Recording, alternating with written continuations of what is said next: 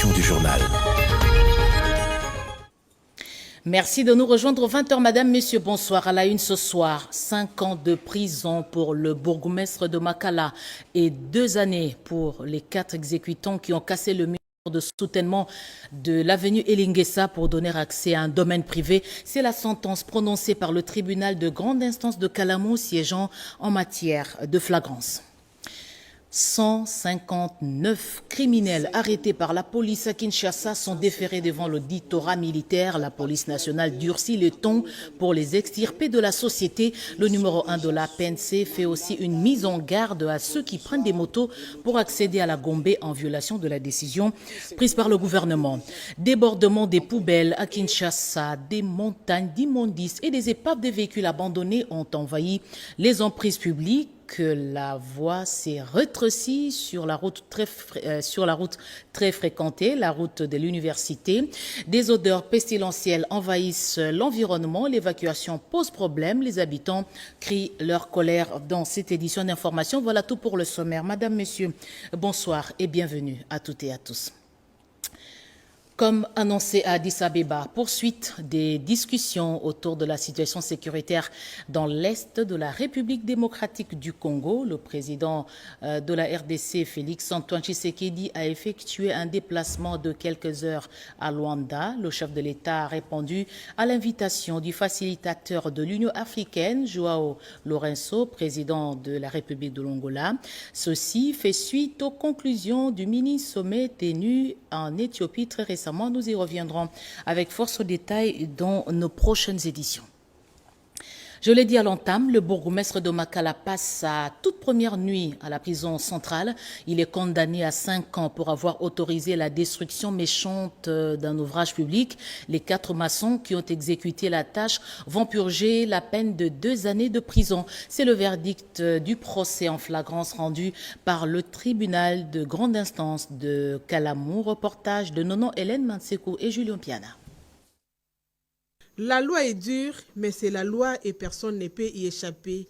Le bourgmestre de la commune de Makala est condamné à 5 ans de prison ferme pour avoir autorisé la démolition de la route Elingessa afin de permettre à un particulier de créer un passage vers son domaine.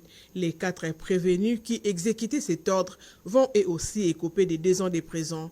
Le verdict est tombé ce mardi 27 février 2024 au cours d'une audience en flagrance tenue par le tribunal de grande instance de Calamo.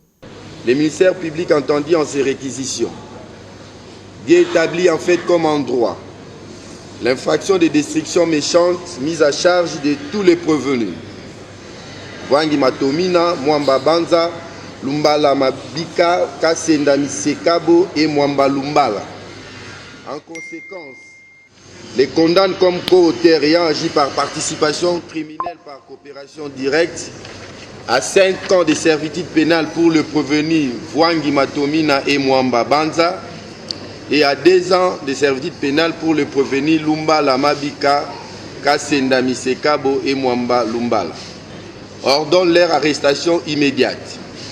Ordonne la confiscation des objets saisis, à savoir les marteaux, la scie à métaux, la bêche ainsi que les burins. Condamne les prévenus aux frais de la présente instance à raison d'un 5e chacun, récupérable par 10 jours de contrainte par corps. Condamne les prévenus à lui payer à titre de dommages et intérêts la somme équivalente en francs congolais de 50 000 $ pour tous les préjudices subis, car la somme de 1 million de dollars sollicités est exorbitante. Ainsi jugé et prononcé par le tribunal de grande instance de Kinshasa Calamo siégeant en matière répressive et en procédure de flagrance.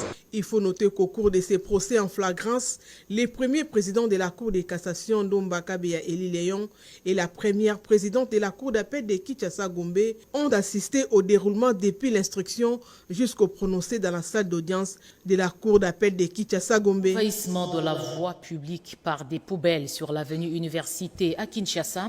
Les habitants de ce coin sont exposés à des maladies telles que la dysenterie, la fièvre typhoïde, affirment les spécialistes en santé. Cette grande avenue s'est rétrécie jusqu'au moment du tournage du reportage que nous vous proposons. Rien n'avait été évacué. Regardez ces images commentées par Eugénie Dada Chabani. L'on se croirait sur une décharge publique, loin de là. Il s'agit plutôt de l'emprise de la route de l'avenue Université envahie des montagnes d'immondices sur le tronçon Yolo-Médical Capella. À l'origine de ces phénomènes, c'est le manque d'évacuation des poubelles publiques placées à l'hôtel de ville de Kinshasa qui a débordé.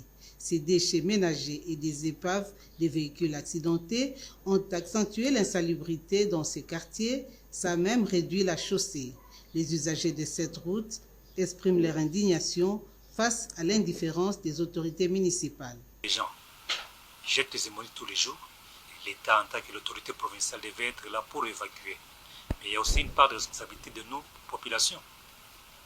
Parce que c'est nous aussi qui jetons ces immondices dans la voie publique. Et nous en subissons les conséquences.